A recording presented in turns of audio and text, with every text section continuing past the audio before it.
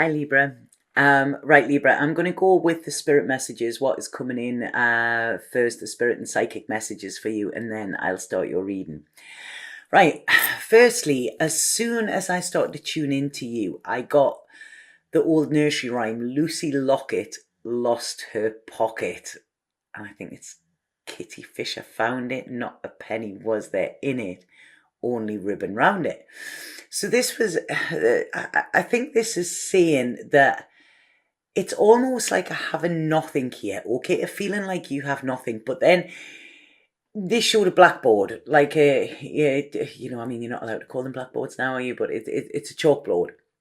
And it was almost like wiping it. You know when you used to be at school and they used to wipe it off, so whatever was there just suddenly disappears.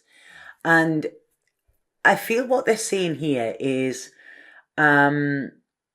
it's almost like maybe feeling like you have lost something, but all that has happened has give you kind of a clean slate, or like I say, you could have everything wrote on this chalkboard, but then when you wipe it off, it's new again. So then you can start again, and then you can write whatever you want on it. So there's this feeling I feel coming into this year. There could be a lot of coming into this month, sorry.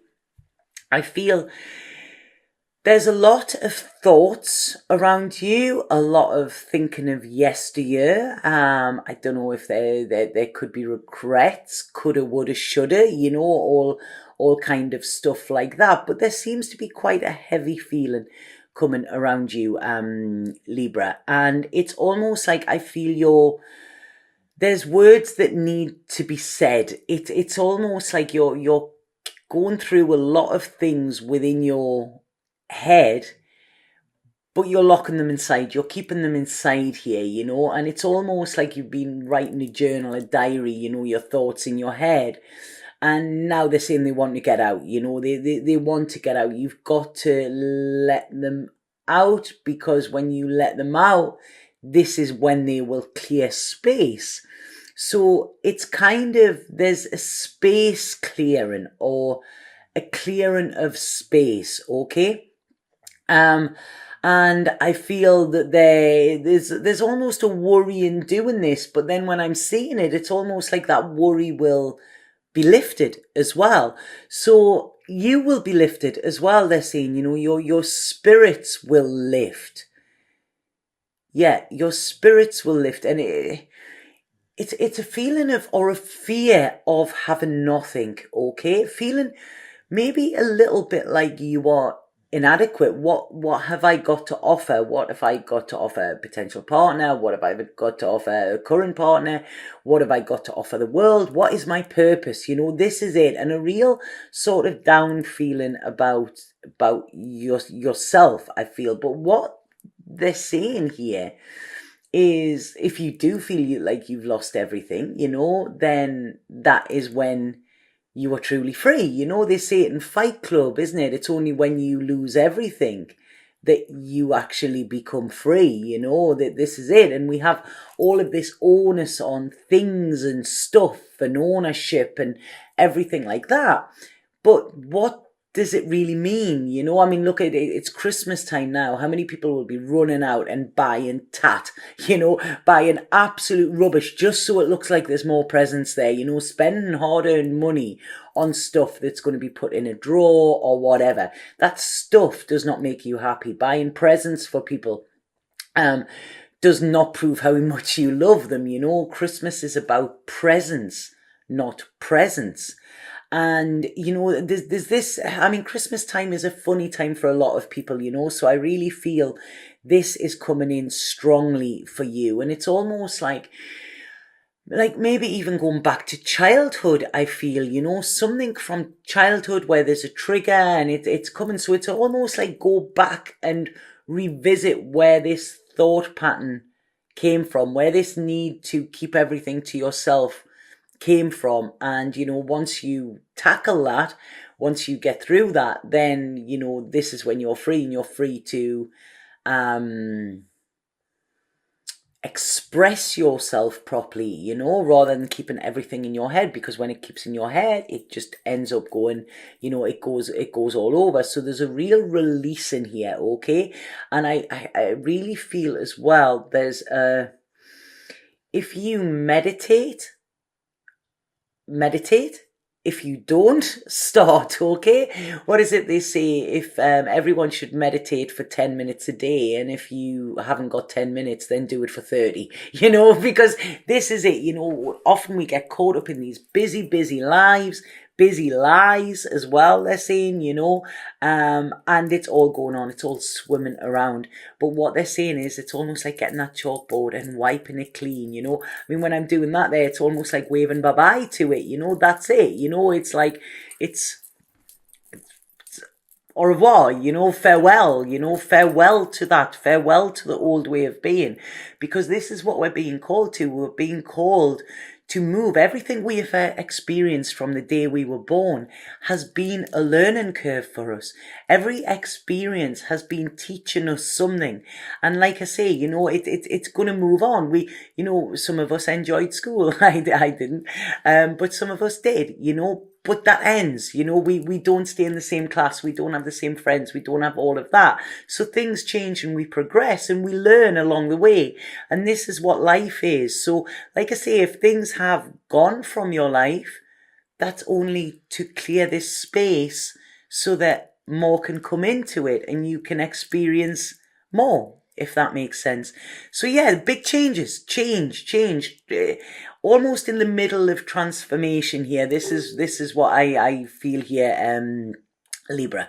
So right, that was what was coming in spirit-wise. There's Hendrix just decided to wake up there. And I'm going to go into your tarot now and see what your tarot have to say. So yeah, the first thing with this is I really feel like I say, God, there's so many changes coming through here. And it's almost like I'm seeing here, you have changed. This is it. It's almost like your ideas of success, your ideas of what you want out of life, your ideas of what would make you happy have changed, you know. And it's almost like whatever you have set your goals towards and maybe even got them, now it's kind of like, I didn't get the fulfillment that I thought I was going to get with that, you know. And this is what life is about: feeling fulfilled, feeling content, feeling happy, you know, and we can get that. Some of the happiest people I've ever met are the people with nothing, you know.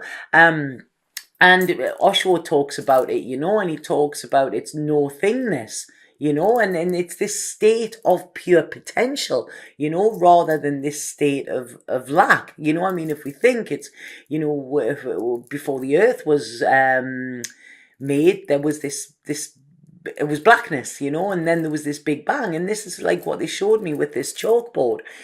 But it's almost like because you've changed here, there's something that maybe you are striving for, that you are working towards, or whatever, that you thought was going to bring you this, you know, going to be the sunshine in your life, going to be this, you know, this positive thing at the end. You know, now it's kind of lost its sparkle a bit, and it's kind of, you know what? It's like going for, you know, Michelin star restaurant and having a meal and kind of thinking, you know what, I'm still hungry, you know. It was okay, but I've had better food off the street vendors, you know. I mean, I traveled Thailand for a bit, and some of the food that I got off the street vendors, it was like 50 pence, you know, for a bowl of it, was better than something I paid £50 for, you know. So this is it. It's almost like, you know, that whatever you may have been reaching for, your goal, it's now kind of lost its luster. Lackluster, I don't know what lackluster means, but it's lost its luster. So now you're a little bit in the dark. This is what is coming in, and it's kind of like, right, okay, so what do I do now? Where do I go now? What do I do? Because when we're working towards something for that long and it's been a part of our life for that long, then when it's not there, it's like, right, okay, which direction do I go now? So this is making sense with the messages that were coming in and this feeling of I have nothing. But when you have nothing, if we think of the Fool in Tarot, all he has with him is his little backpack and his little dog, and he sets off on this life. He doesn't know where he's going, but he takes that risk. He steps off that cliff and he has experiences and experiences and experiences. Some are good, some are bad, but he learns. And that is the beauty of the Fool's journey, which is what all of us are on. So there is this fear of what is to come, but it's almost like you need to, your way is being lightened somewhere. It's almost like I'm seeing headlights, or when the people at the airports and they have them orange sticks, and sometimes the police have them and stuff like that. Direction, yeah, you're going to be shown directions, so you're not in the dark, you're being given direction, right? Okay. So then what's coming in here is I do feel this, oh God, my shoulders and everything are really, really getting tense there. There is something from the past coming up, and with this there is disappointment, there's disillusionment, there's sorrow, there's dark thoughts, there's something. This is to do with your past, and I feel this could be to do with past family life, childhood, right? Childhood. Okay. And it's almost like looking at it when we become adults, we can look back on experiences and see them how they really were rather than how we thought we were. Most of us, if we're lucky enough, we had healthy, happy childhoods. But a lot of times, they were unhealthy in different ways, and this was old patterns and old cycles, that were carried on through generation and generation. And we begin to see that as truth, and then we take it on within our own life, and then, we carry on the story. Now, this, I feel here, it's almost like this is where the story ends, and you have to go back at it and look at it from an objective point of view.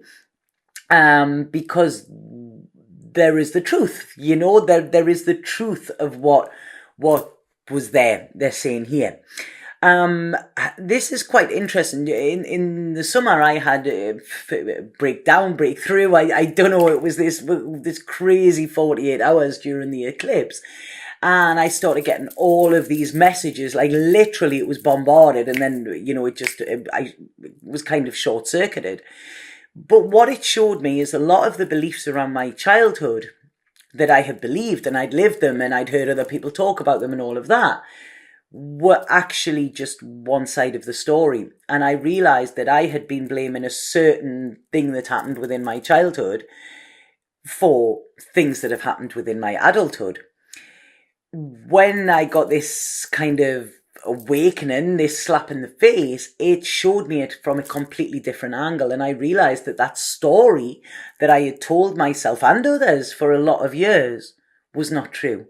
There was no truth in it.